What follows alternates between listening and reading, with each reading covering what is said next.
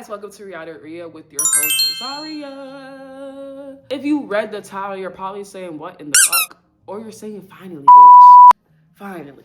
If you know, you know, I'm always posting or talking about movies, and it's like, I might as well make an outlet for it. I might as well post about it somewhere so I can stop harassing my Instagram followers. Anyways, today we're gonna be talking about Obsession, one of the hottest movies this year that came out so far because literally everybody is seeing it. The budget was $750K and it grossed over $100 million.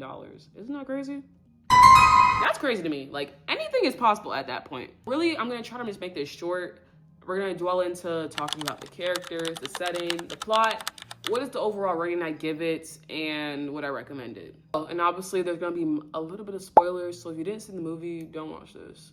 But we're first introduced with the characters Ian, Nikki, Bear, and Sarah. Michael Johnston, which is played by Bear, and then you have Indy Navarrete, which is played by Nikki, Cooper Tomlinson, which is played by Ian, and then you have Megan Lawless, which is played by Sarah. Now, I'm not sure where the setting was set to be. It gave like small town vibes, honestly. Or it could have been California. Who fucking knows at this point? Like, honestly, who knows? What I do know, they all were co-workers. They worked at a record shop. They all were co-workers. They were tight-knit. And it seemed like they probably been working here for a while. They definitely graduated high school. I got those vibes. It didn't seem like high school vibes. I mean, correct me if I'm wrong, Mr. Barker. Bear rubbed me the absolute wrong way. I was not fucking with Bear. I was a Bear hater. I was rooting for the goddamn possessed demon at that point. Like, that's how much I was not fucking with Bear. I just felt like Bear was one of those like fake nice guys that you want to feel bad for, but you just can't help but not to. I can't feel bad for your ass, bitch, because you had many opportunities to redeem yourself and you didn't. So this movie took 20 to 26 days to film. Less than a month. All this, less than a month. That's crazy. And some real dedication. So shout out to the cast. So I was right. It was filmed in California. The music store was shot there at Cassell's Music. And it also was featured in Wayne's World where Wayne got his guitar. So let's go back to talking about these characters. They're already on my shit list. Ian, you ain't shit. Sorry. Ian, I felt like literally was not a true friend of Bear. And I mean, coming to a conclusion with all this, I think Bear was just so misconstrued on these relationships he had with these coworkers, honestly. He's seen Sarah as a sister, he's seen Ian probably as his best bud, and he's seen Nikki as his lover. And none of that was happening outside of his perspective because, again, spoilers if you didn't see the movie, Ian and Nikki were hooking up. So it's like, how do you not catch those signs? And there's no way Ian could have been your real best bud or your real friend. You guys were just simply co-workers, because even if you guys weren't that close, how can you not catch the signs that two co-workers is fucking? Really, anybody, if you work at Walmart, you know if the co-workers is fucking, no matter how low-key they try to be. Like, how does Sarah know and not you? And it seemed like Ian and Sarah were closer than Bear and Ian. Like, that's what I'm just saying. Like, it's just simple stuff that I catched on to that. We were just like, this nigga Bear is delusional. Just kind of get signs that he is clearly going through something. I mean, we didn't see everybody's lifestyles, but Nikki, obviously, she probably can't express herself towards her family or friends because she told Bear, like, you're the only person I can talk to about this with in terms of her writing. Sarah, you see that she has her dad. He owns the music store. Ian, we don't know too much about, but he got a big ass house or a basement, whatever the fuck that was. And Bear, we don't know much about his family either, but we do know his grandmother passed, clearly left behind her cat. What's the thing that got me fucked up that no one's questioning? How the fuck did a cat get in a medicine cabinet and open child lock bumbleclap pills? How does that work, guys? I mean, unless he was taking the pills and left it open, but it's like, it seemed like obviously those pills weren't his. So my question again is, who and how and why? Who opened that? Like, how did your cat get into that? Or did you just literally forget to close your pills and keep it on a counter for your cat to eat? I don't know. He just has different perspectives on relationships with people because you really thought Ian was your bestie, or at least your close friend, because that was the first person he ran to in regards of all this happening. I mean, granted, I don't think he could talk to Sarah because she was a brick house. She's a brick house. No pun intended. But you couldn't really talk to Sarah. I guess that's why he went to Ian. But it's just like, girl, you clearly got no other friends or no one else to run to that you could trust to reverse your wish. So yeah, another thing with Nikki's character, I want to say, like I said, he damn near had me rooting for her at one point because he was pissing me off.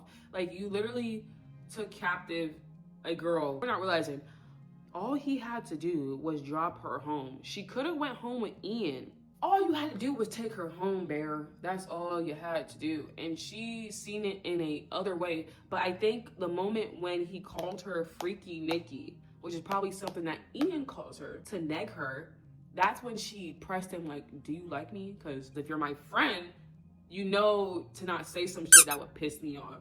Obviously, he backtracked and lied and was a pussy. After I just was not respecting him. I was rooting for Nikki the entire movie, honestly. I'd say some of my favorite parts of the film, the backwards walking, the lighting of it all, amazing lighting. I would say it really reminded me of The Exorcist, the 70s or 80s version, and Hereditary.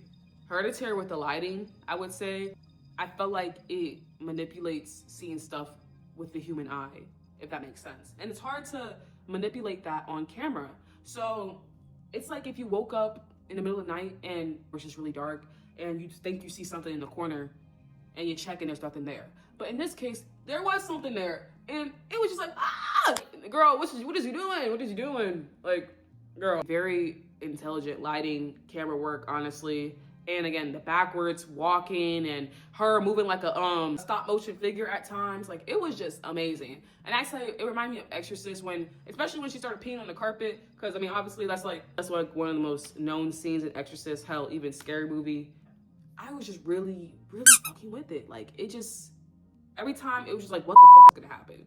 But all I know is the entire time of the movie, I was not rooting for Bear. I'm sorry, Bear. Sorry, boo. I was not rooting for you. I did enjoy the customer service scene with One Wish Willow because it's like, nigga, what the fuck you want? You made this wish. You made this decision. This is your choice. Literally. Like, this is on you. Does your wish not work? Do you try to figure out how to use it? Like, what other thing do you need but reversing it? Nah, brother. We can't do that for you. Can I replace my wish? When I have that. Can I reverse my wish, or can I make a new one? When I have that. Someone said it made it sound like he was on his way out, like finishing his shift. And it's like, I don't blame you if he was at that point, because it's not like y'all are forgetting to realize like Nikki probably was like that for a while, because they had a whole montage of them dating and just doing stuff together. And it's like, it's just so scary because she just wasn't mentally present. Like, he was good with the physical until the physical part of her started deteriorating. And that's the sad part of it all, the reality. Fuck Bear. Shout out to Michael though, because he did a good job of me disliking that character. Shout out to Curry Barker. Shout out to all the actors, especially Indy Navarrete. Hopefully I'm not butchering her name. Overall, I gave the movie like 8.5, 8 out of 10. It was pretty solid for me. I love the cinematography. I love the lighting. Love the writing. Everything was just like eerie. Very good. Would I recommend to go see this? Duh, go watch it. I'm pretty sure it's gonna go on streaming services soon, but it's an original movie. I'm all advocating for watching original films. Like, sequels and reboots be like, but if it's an original, I feel like, how bad can it be? Like, Sinners was an original film, and now this is an original film. I'm pretty sure Weapons was an original film. So it's like, original film is kind of making that come up this year, if that makes sense. That's really all I have to say for that. That's a wrap on that review, honestly. Like, I don't want to spoil too much if you guys end up watching it. Like I said, if you did see it, leave your review in the comments or what you think about it. The next movie I am going to review is Backrooms. So, interesting. I will see you guys in the next video. Bye.